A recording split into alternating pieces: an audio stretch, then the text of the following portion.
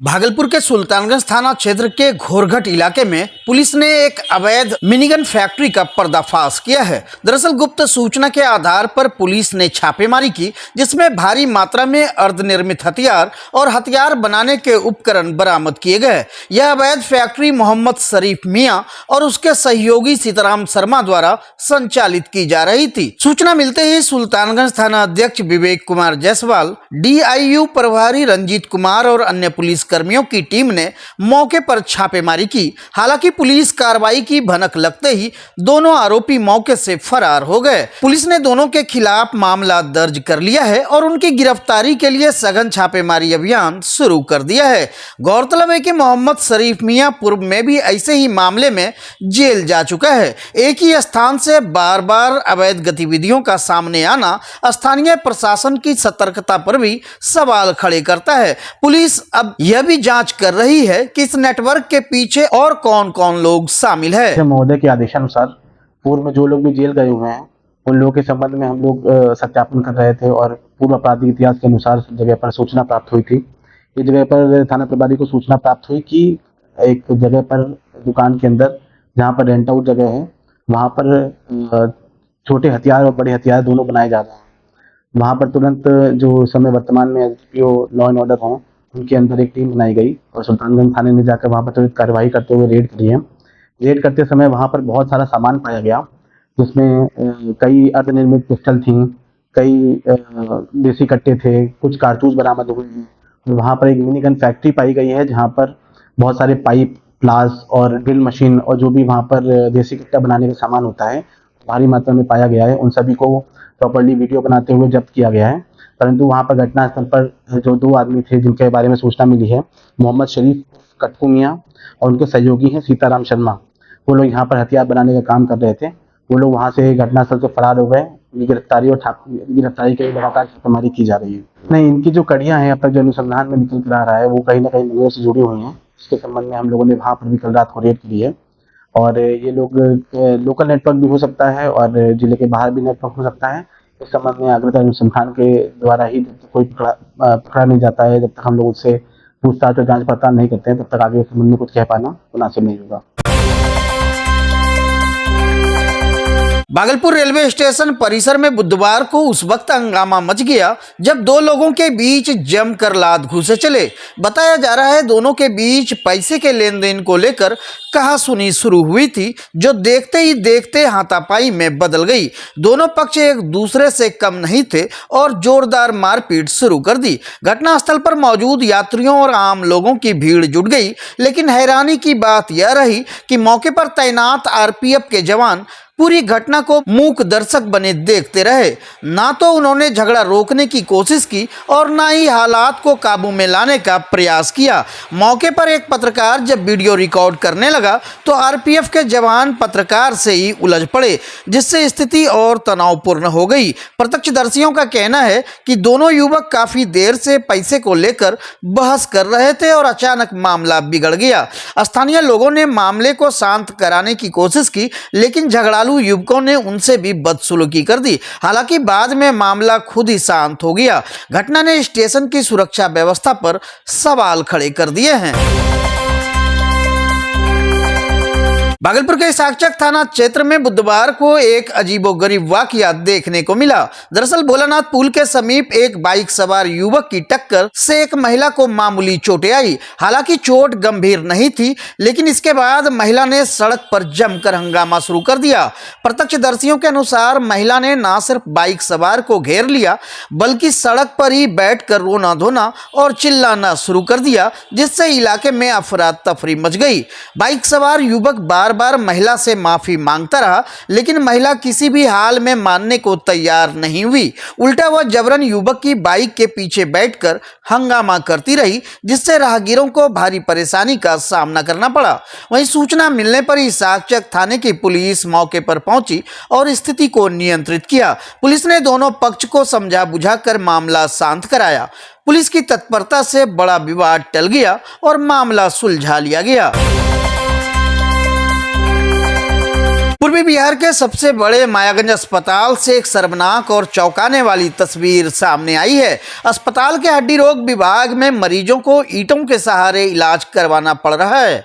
Bed की ऊंचाई या उपयुक्त सपोर्ट की कमी के चलते मरीजों के शरीर के नीचे ईंट रख दी जा रही है, जिससे न सिर्फ उन्हें असहनीय असुविधा हो रही है बल्कि संक्रमण और गंभीर स्वास्थ्य जोखिम भी बढ़ रहे हैं। एक मरीज कुणाल तांती ने बताया कि अस्पताल में मूलभूत सुविधाओं की भारी कमी है और मरीजों की तकलीफों की ओर कोई ध्यान नहीं दिया जा रहा है।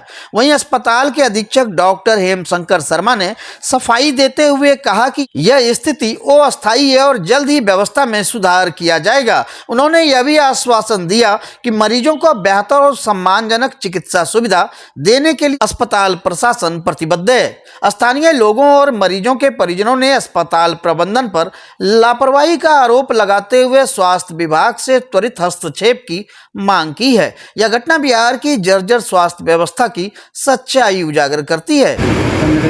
15 दिन हो गलो, पैर टूटी गलो छलो, कहाँ एक्सीडेंट में है तो 15 दिन से ईटा लगे के रखलो छो और ऑपरेशन कहिया बोललो तो ओकर बाद ईटा हटतो। जहाँ तक मैंने देखी थी यहाँ पे, पहले भी देखा था जब मैं अधीक्षक नहीं था, तो वेट होता है, वेट लगता है और वेट मिलता भी है। लेकिन दिक्कत क्या है कि वेट वाला जो हम लोग ब्लॉक्स लगाते हैं, वो ब्लॉक पे या तो मरीज के कुछ लोग लेके भाग जाते हैं या कोई और बात हो जाती है। लोहा रहता है तो लोग छोटे मोटे चोर उचक्के आते हैं, वो लोहा भी लेके चले जाते हैं। ईटा के साथ एक नॉर्मल प्रक्रिया है, एक ईटा 2.5 किलो का होता है, सामान्य वही रहता है। उसका साइज एक तरफ 10 इंच होता है, एक तरफ 5 इंच, एक तरफ 3 इंच, ये फिक्स है। फिर साइज भी फिक्स है, ये भी फिक्स है, वेट भी फिक्स है।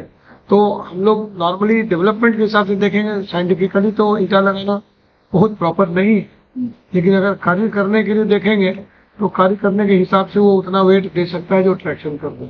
ऐसे ये उचित नहीं है, मैं इस पर चल रहा हूँ और मैं पुनः जो है उनके वेट वाले जो मशीन ब्लॉक्स होते हैं वो मंगवाने की कोशिश करता हूँ, क्योंकि वहाँ पर कई दिनों नहीं महीनों तक भी 21 दिन तक तो सामान्यतया ट्रैक्शन पे रखते हैं। बहुत लोग ऑपरेशन नहीं कराना चाहते हैं, बूढ़े लोग हैं, कहते हैं कि नहीं हम नहीं कराएंगे ऑपरेशन, तो उसको लिखित देते हैं कि नहीं कराएंगे ऑपरेशन।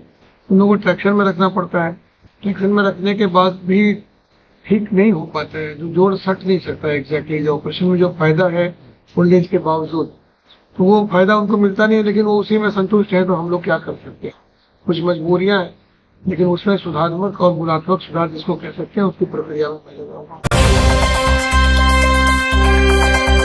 भागलपुर के संयुक्त भवन स्थित लोक स्वास्थ्य अभियंत्रण विभाग के जिला नियंत्रण कक्ष का निरीक्षण बुधवार को जिलाधिकारी डॉक्टर नवल किशोर चौधरी ने किया। दरअसल यह निरीक्षण संभावित सुखाड़ को लेकर की जा रही तैयारियों की समीक्षा के उद्देश्य से किया गया है। निरीक्षण के दौरान जिलाधिकारी ने उपस्थित सहायक अभियंताओं से चलंत चापाकल मरम्मती दल की स्थिति की जानकारी ली। उन्होंने पंचायत स्तर पर चापाकलों की मरम्मती एवं नए चापाकलों की स्थापना को लेकर की जा रही कार्रवाई की विस्तृत जानकारी प्राप्त की। जिलाधिकारी ने निर्देश दिया कि पंप चालकों के कार्य की प्रतिदिन स्थानीय वार्ड या जनप्रतिनिधियों के माध्यम से क्रॉस चेकिंग की जाए, ताकि यह सुनिश्चित हो सके कि पंप चालक वास्तविक रूप से कार्यरत है और मरम्मत कार्य सुचारू रूप से चल रहा है। निरीक्षण के दौरान जिलाधिकारी ने लोक स्वास्थ्य अभियंत्रण विभाग द्वारा किए जा रहे सभी कार्यों की बिंदुवार समीक्षा की और आवश्यक दिशा निर्देश भी दिए। उन्होंने स्पष्ट किया कि किसी भी स्थिति में लोगों को पानी की किल्लत का सामना न करना पड़े, इसके लिए प्रशासन पूरी तरह से सतर्क और तैयार है। राज्य स्तरीय सब जूनियर कैडेट और जूनियर कराटे प्रतियोगिता में भागलपुर की कराटे टीम ने शानदार प्रदर्शन करते हुए जिले का नाम रोशन किया। प्रतियोगिता का आयोजन 12 और 13 अप्रैल को पटना के नरसरीगंज स्थित सेंट डोमिनिक हाई स्कूल में हुआ, जिसमें भागलपुर कराटे एसोसिएशन की ओर से 17 खिलाड़ियों ने भाग लिया। प्रतियोगिता में कनिज सारा अली ने बेहतरीन प्रदर्शन करते हुए स्वर्ण पदक जीतकर पहला स्थान प्राप्त किया। वहीं रजत पदक जीतने वालों में खुशी परवीन, इकरा कमर, रुद्रानी, शबा खातून और रुचि वर्मा शामिल रही। कांस्य पदक पर आसिल खान, माही रिजवान, पीहू वर्मा और शारमिन अली ने कब्जा जमाया। कराटे एसोसिएशन के अध्यक्ष सेंसई मसीउल ओला और सचिव सेंसई मनीष कुमार शर्मा ने इस उपलब्धि पर खुशी जाहिर की की और कहा कि यह पूरे भागलपुर के लिए गर्व की बात है। उन्होंने बताया कि खिलाड़ियों की मेहनत और समर्पण का ही नतीजा है कि इतनी बड़ी सफलता मिली है। साथ ही उन्होंने भविष्य में और बेहतर प्रदर्शन के लिए खिलाड़ियों को निरंतर प्रशिक्षण देने की बात भी कही। पटना में राज्य स्तरीय कराटे प्रतियोगिता 12-13 अप्रैल को था, जो saint Dominic high school Nasriganj Patna में था और भागलपुर से कुल 17 खिलाड़ी भाग लिए थे, जिसमें 10 खिलाड़ी मेडल प्राप्त किए और जिसमें एक खिलाड़ी कनिसारा अली जो कि 15 मई को देहरादून में राष्ट्रीय कराटे प्रतियोगिता है उसमें भाग लेगी बिहार की तरफ से। कम उम्र में अध्यात्म की गहराइयों को छूने वाली युवा कथावाचिका श्रेयासी पांडे ने बुधवार को आयोजित एक प्रेस वार्ता में श्रीमद् भागवत कथा के महत्व और उससे होने वाले विश्व कल्याण पर अपने विचार साझा किए। उन्होंने हिंदी नववर्ष की देशवासियों को शुभकामनाएं देते हुए कहा कि श्रीमद् भागवत कथा न केवल आत्मिक शांति का मार्ग है बल्कि इससे समाज और राष्ट्र का भी कल्याण संभव है। श्रेयांशी पांडे ने कहा कि अगर हम अपने देश को सशक्त, विकसित और संस्कारित बनाना चाहते हैं तो हमें सनातन धर्म की सभ्यता, संस्कृति और संस्कारों को सहेज कर आगे बढ़ना होगा। उन्होंने युवाओं को संदेश देते हुए कहा कि यदि युवा अपने माता पिता और गुरुजनों की बातों को श्रद्धा से माने और अपनी जड़ों से जुड़े रहे तो वे जीवन के हर क्षेत्र में सफलता की ऊंचाइयों को छू सकते हैं। उन्होंने यह भी कहा कि आज के युवा धर्म से दूर होते जा रहे हैं, उन्हें फिर से धर्म से जुड़ना चाहिए ताकि सनातन परंपराएं जीवित रहे और विश्व का समग्र कल्याण संभव हो सके। ये सब ठाकुर जी की कृपा है, कथा वाचन भी करना है, पढ़ाई भी। इसमें मेरे माता पिता हमारा बहुत सहयोग देते हैं। मेरे पिताजी मुझे शिक्षण देते हैं, मेरी माता भी मुझे शिक्षा देती है। राष्ट्र की प्रगति के लिए युवाओं से यही कहेंगे कि अपने माता पिता और बूढ़े एवं बुजुर्ग का बात को मानना चाहिए, क्योंकि देखिए कहा जाता है कि युवाओं का जोश और बूढ़े लोगों का होश अगर मिल जाए तो कोई कुछ भी कर सकता है और बहुत प्रगति हो सकती है। तो अगर अपने माता पिता का बात मारे, संस्कार में रहें, अपने धर्म से जुड़ाव रखें तो राष्ट्र की प्रगति बहुत होगी। कथा के साथ साथ पढ़ाई भी जारी रखेंगे? हाँ जी बिल्कुल, क्योंकि बिना शिक्षा के तो कुछ होने वाला नहीं है। किस स्कूल से शिक्षा प्राप्त कर रहे हैं? अभी राजकीय सुंदरवती कन्या मध्य विद्यालय, जहाँ तक पढ़ सकें। बहुत पढ़ाई तो बहुत करनी है, इसमें तो बिल्कुल भी कोई कसर नहीं छोड़ना है। आखिर आप कथावाचक की रास्ता क्यों चुने? क्योंकि मुझे ऐसा लगता है कि आजकल के जो जितने भी मेरे उम्र के खास करके बच्चे हैं वो अपना मार्ग बिल्कुल तरीके से भटक चुके हैं, उन्हें मार्गदर्शन की ज़रूरत है। तो जिस उम्र की मैं हूँ, मैं अपने उम्र के बच्चों को सही रास्ता दिखा सकूँ, इसलिए उनसे यही अपील करना है कि मर्यादा में रहें, संस्कार में रहें और अपने घर वालों की, अपने परिवार की बातें मानें और मर्यादापूर्ण काम करें।